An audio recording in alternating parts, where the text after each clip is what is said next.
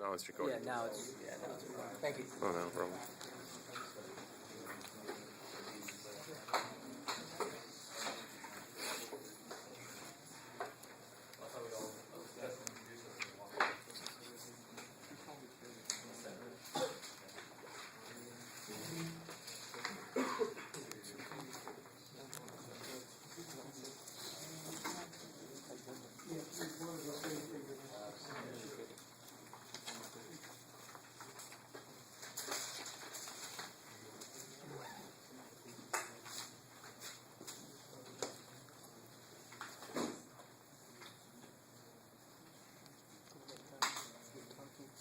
What?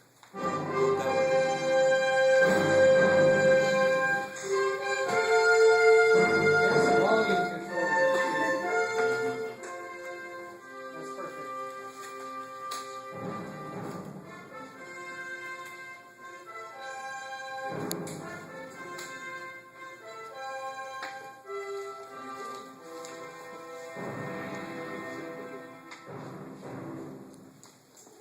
Good evening, remaining students and Mr. Mayor. Thank you for being here today. We are Team Brayton, and we've been making waves in the industry since February 2012. And we'd like to start by introducing our team members. We have Brendan Anderson right here. We also have Robert Duval, Daniel Brown, Dennis Yu, and I'm Justin Thomas. And now we will begin with the day in the life of a wave. And also we would like to ask that you hold all questions until the end of our presentation. So Team Brayton's design incorporates two diffuser bars located inside the tank to act as intake and output. Suction is created in the system by a 700 gallons per hour pump which siphons water from the tank and into our specially designed manifold. The manifold with rotating shaft then converts the direct current flow created by the pump into alternating current, and this is what actually creates the waves. The manifold shaft is connected to a variable speed, low RPM motor that is controllable by an external motor controller for customization of wave and periods. So that's how it works. And I'm going to hand this off to Mr. Duval. All right, thank you, Justin. All right, so I'm going to go over our final assembly to begin with.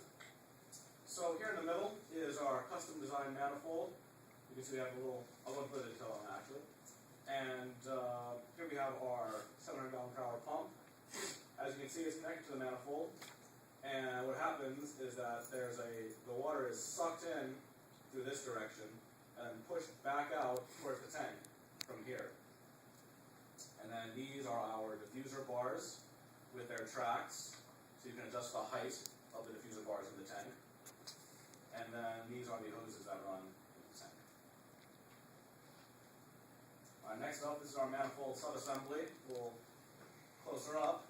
Here on the end, we have our variable speed gear motor that can change the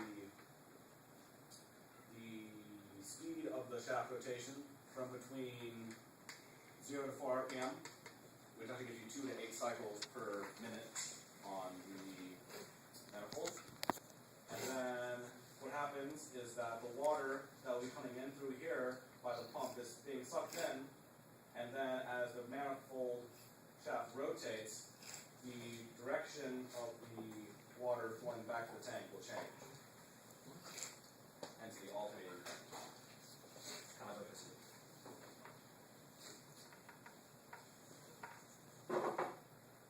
So here are some of our product specifications. These are our rated specifications. As Mr. Anderson will talk about later on in the presentation, our actual specifications kind of be a little bit different. But the power on the pump is 70 watts at 120 volts and 1.7 amps. We have a transformer for the gear motor that was at 120 watts, 120 volts, 1 amp. And the motor itself runs at 1.92 watts, 12 volts, and 0.16 amps. So our total rated power consumption is about 122 watts. Next up, we have our plumbing specs. The pump we chose for our flux calculations is a 700 gallon per hour pump. This creates direct current flow in the system. The manifold then changes that direct current flow into alternating current, has a variable frequency of between 2 to 8 cycles per minute, and if locked in place, can also run in direct current operation if you want to have the flow in the tank going one way all the time. We chose 3/4 inch hoses to allow for maximum flow in the system. Some of the benefits of our design is that working aquatics lab would already have many of the pumps needed for this, parts needed for this design, such as the pumps and the tubing. Another benefit is that most of the parts that they may not have, such as the fasteners and piping, can be purchased at the local hardware store. The only major expense is the actual manifold has to be made in the shop by the raw materials. And also our design is highly versatile, where you could incorporate a valve to adjust how much flow you have. We already have a variable speed motor, so you can adjust the wave period. And you also have, you can even incorporate this into your filtering system as well. So we'll go over a little bit of our build process here. We started out with our parts requisitioning, and the first kind of thing we ran into was that when you try to order parts from McMaster or Grainger, they don't tell you the shipping cost. So it's really hard to tell if it's cost effective to order from them or just try and go find somewhere to pick it up yourself. So I was unable to know that shipping cost for how the shipping cost affects our budget. One of the unforeseen problems we had was the tolerancing. So when we tried to order our original shaft, and we had a machine, we found that the diameter was actually too small for the make sure there's no water leakage, which Mr. Graham will talk about in detail. Also, we had to make sure that our products were being delivered, or our parts were being delivered on time. So next up, once we got our raw material, we had to take them down to the machine shop and get them worked on. So initially, the first thing he had to have done, he had this on tap plastics, was to have the block cut out from the big sheet into the size we needed, which was about 7.5 by 3 by 2 inches. Next thing was to do was to mill out the holes in the cylinder and the main manifold block. We then had to lay the cylinder down to the proper diameter for the right fit, what we wanted.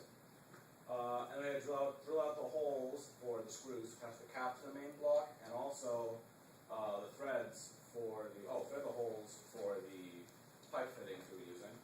And then last but not least, we had to finish the block. So this was the weekend, we started doing some more assembly. When you build our manifold, you start off by attaching the motor to the manifold cap. You then secure the shaft to the motor spindle, and then you insert the shaft into the manifold and secure the cap. Next up, you have to screw the fittings into the manifold and attach all the hoses. You then use the Y fittings to attach the hoses to the pump and the tank. Not the tank, actually, not yet. Then you mount all of the out-of-tank components to your project board, so the manifold, the pump, and the motor controller, and all that good stuff. We need to prime the pump, which is a very delicate process, and then attach the tubing to the diffusers at that point. So I'm going to pass it over to Mr. Graham to do our photo slideshow. And to give you an idea of how our design works, we have a wooden mock-up that we're going to pass around to Ace. It's not filled all the way through, so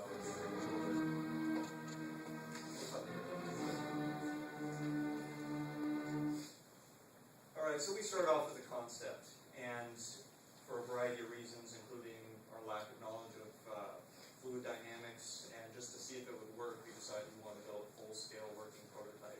First step to doing that was creating the aquarium itself. So there's our raw materials. We got together one bright Sunday afternoon and started putting together the box to scale.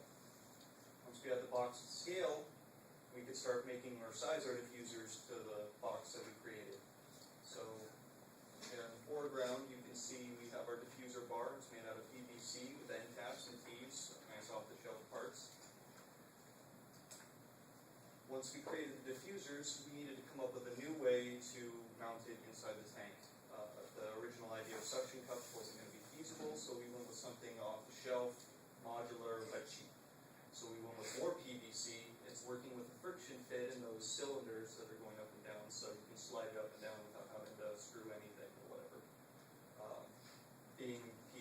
off the shelf was also quite cheap. Simultaneously, while the rest of us were doing that, Robert got working on the electronic aspect of it. In the foreground, you can see the motor controller. He had to hook up the transformer, solder it, and then we had to stick it on a project box so we could control the speed of our motor. Once we created both diffusers and both track systems, we could start creating lengths for tubing because we didn't know exactly how the tubing was going to act. Tubing can be rigid. You don't want to have too sharp a bend in it. Also in the front of the tank there, you can see our wooden prototype block to help us create lengths of the tubing. Once in the tank, you see that the track system and the diffuser itself doesn't take up that much space, and it's fairly easy to just move up and down just in this slide. Simultaneously, while we were doing our end of the work, the machine shop needed to do their end of the work. So we provided them with the raw parts like the acrylic block and the end cap piece that we got from Cap Plastics. And the Delrin rod, we gave it to them, and Mr. Asher used it as a teaching experience to his students as well. So they were the ones doing the work, and he was supervising. There you can see it on the lathe, and you can see the cross holes. This is on our first run of the shaft. You can see them milling the block, and that was a fairly easy process. They got that done in one run. These are the gentlemen that actually did the work for us. That's John and Jeff, and part of their final grade was actually based on making our parts, so that was kind of cool, I thought. So once they did the machining, we got our parts back and put it all together.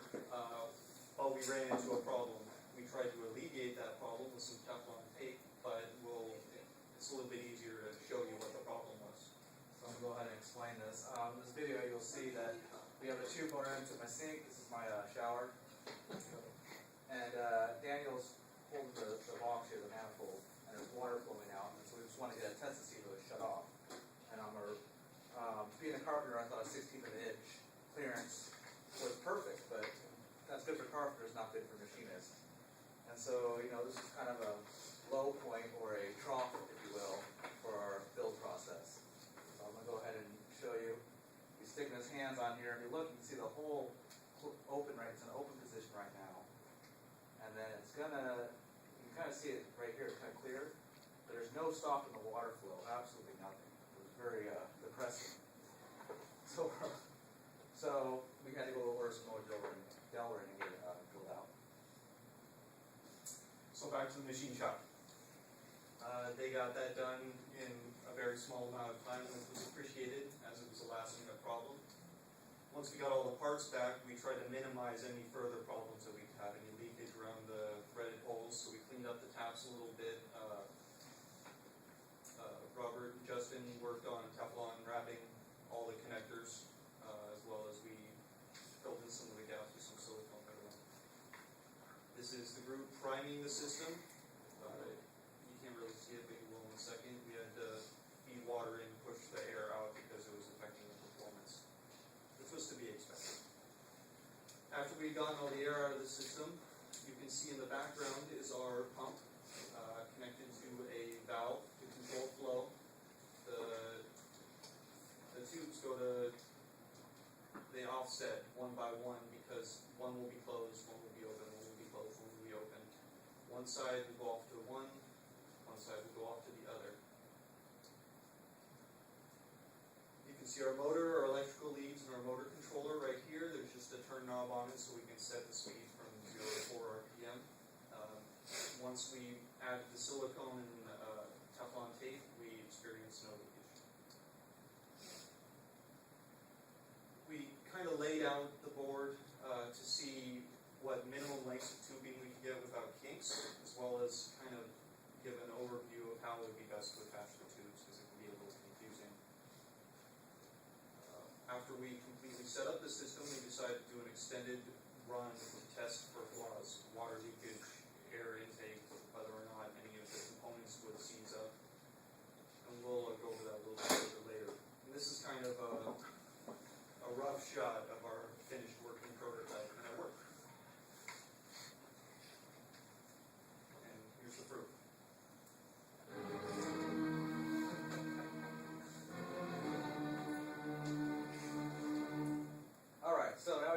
demonstration videos. So in this video, I'm going to show you the manifold. And you saw a first pillar, and you're like, well, does it work? I gotta tell you, no, it works great. So I'm going to show you. Run the video here. Right here you can see there's our shaft, and it's hard to see, but there's a hole opening here. This one's closed. Now this one's going to open, and so there's water. This water is going this way on the two outside, and the water is going that way on the inside.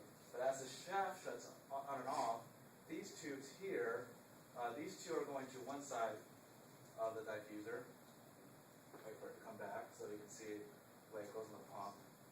And these two tubes go on the other side of the diffuser. So when this one is opening, it's pushing water out. This one's closed, so it's not sucking any water, and so forth on the other side. Now you can see the bubbles, which are not good for the system, but they demonstrate what the wave action, the periodic motion of it. So it's not a surface wave, it's a periodic wave. And you can move the diffusers to wherever you want to make it more of a surface or a lower wave. Next video is a dye test. So the dye shows the motion of the water. So we'll go ahead and let that go. And so you see the dye, and it's intaking water right now. And then now it's pushing out the water. So you see the dye being pushed out and stops, and now it's being pulled back in, and do it one more time. It's kind of cool this one, because you kind of see it shooting out the other holes. So I'm going to go ahead and stop the video for a short time. And one more video of the bubbles, just to once again demonstrate this periodic motion with the bubbles in the tube. It's going to cut away to get a little better shot in a second. Yeah, see how it stops, goes. That's good. All right, so I did some test data. I ran this machine for 36 hours. The pump went to a normal operating temperature of 41.4 degrees Celsius on average. The device I used to measure the temperature, I don't see it,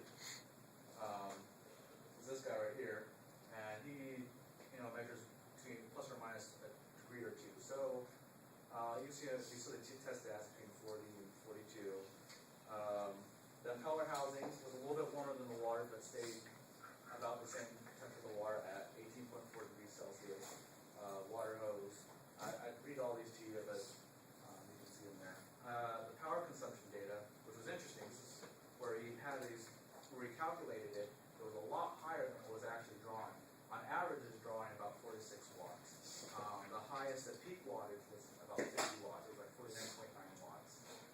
It had a really bad power factor, 1 being the best and 0 being the worst.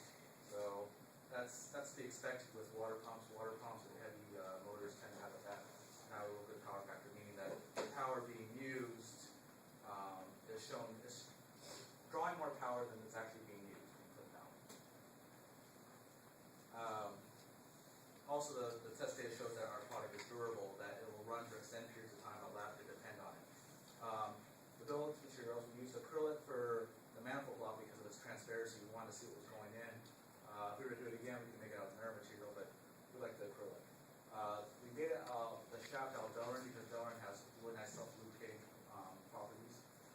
And the friction coefficient for its 0.2. They didn't really tell us what the material was, so not really data on that. The diffusers and the tubing is made out of PVC because of its resistance to microbes. You could use copper, but copper it will kill any shellfish life in the tank. The pump is designed to run indefinitely. It's made for saltwater tanks. The motor control, also the pump, you have a little valve on there so you can adjust the amplitude of the wave. You can also put a bigger pump if you want a bigger amplitude. The motor controller for on our manifold, you can adjust that for the period, the frequency of the waves. And the overall cost of our parts was $278.33. The machining cost was $180. So our approximate cost was pretty darn close. If taxes go up or if some of the parts change, is $458.33. So, in conclusion, Team Braden's design worked with flying colors. So, not only does it mimic the characteristics of a wave, but we also demonstrated the durability of our design, having ran it for 48 hours. And Yeah, actually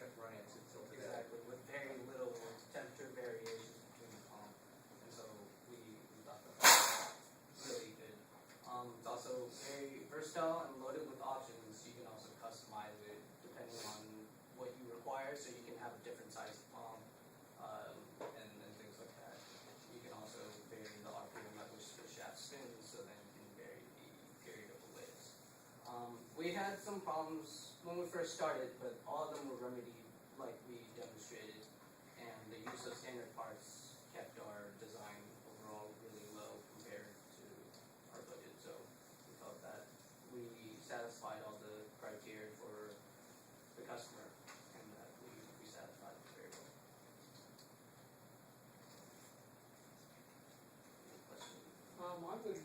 I don't have a question, but I have a comment. I would say that this was one of the best presentations that I've ever seen because of all the testing you did.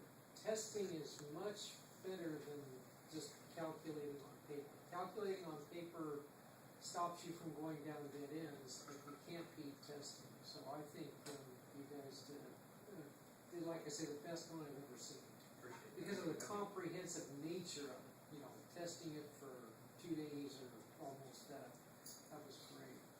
Does anybody else have any other questions? Okay, thank you very much. And let's see, you guys did a video, so you don't need to test any of your hardware for me.